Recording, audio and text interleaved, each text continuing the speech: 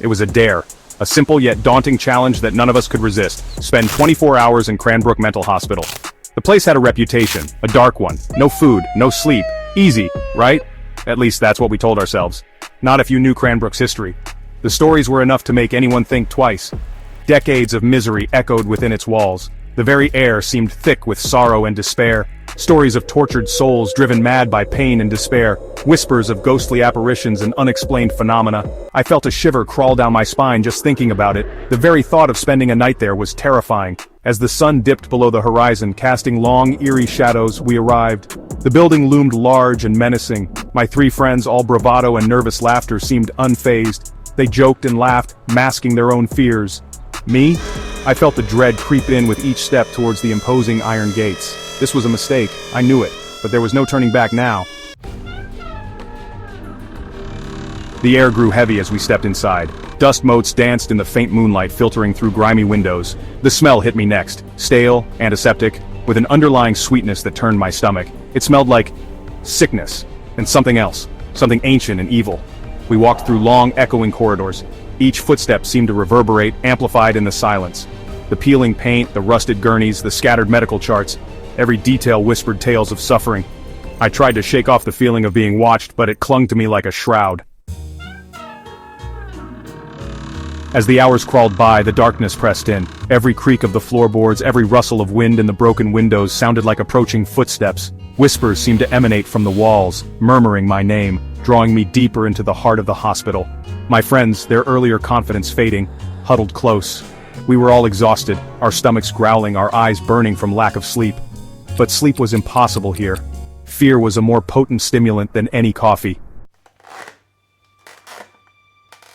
Section 4, the operating room. We stumbled upon it at the end of a particularly eerie hallway. The walls seemed to close in on us as we approached, the air growing colder with each step. It felt as though the building itself was warning us to turn back, but curiosity pushed us forward. The operating room. A single flickering light bulb cast grotesque shadows on the rusted surgical instruments laid out on a tray. The room was a time capsule of horror, frozen in a moment of dread. The instruments, once tools of healing, now seemed like relics of torment.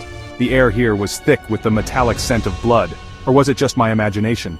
Every breath felt heavy, laden with the weight of untold stories and unseen horrors. The silence was deafening, broken only by the occasional creak of the old building settling. As I stepped closer, I noticed a diary lying open on a small table. The pages were yellowed with age, and the cover was worn, as if it had been handled many times over the years. It seemed out of place, a personal artifact in a room of impersonal terror. The faded ink spoke of a patient, driven mad by voices only she could hear.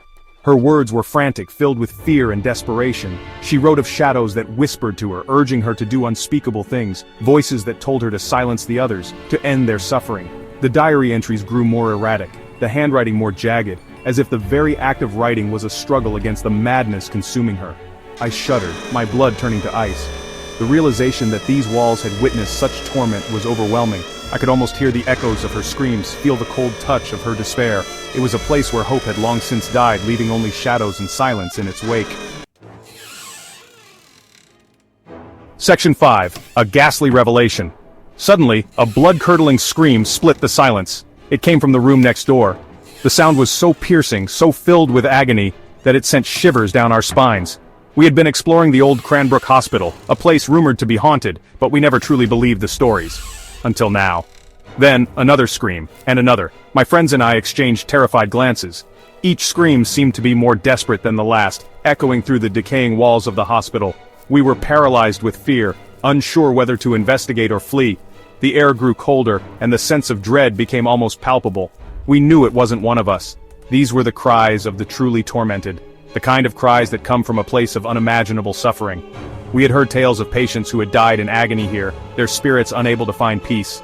But hearing it firsthand was something entirely different. As we backed away, we saw it.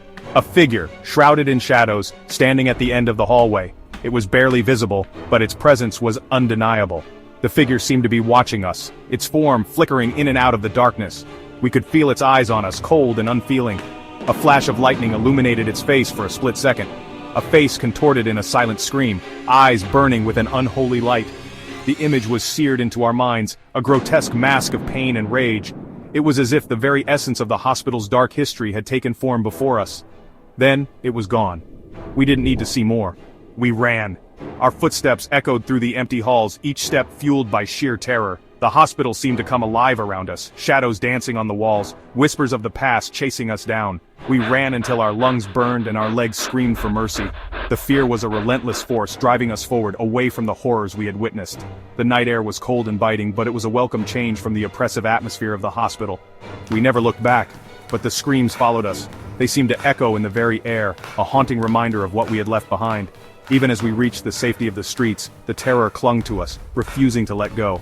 They still echo in my nightmares, and the face haunts my waking hours. Every time I close my eyes, I see it. That twisted visage, those burning eyes. It's a memory that refuses to fade. A constant reminder of the night we ventured into Cranbrook. I know now that Cranbrook's horrors weren't confined to the past. They linger, waiting for the next unsuspecting soul to wander in. The hospital is a place where the past and present collide, where the dead refuse to rest. They were very much alive, and waiting.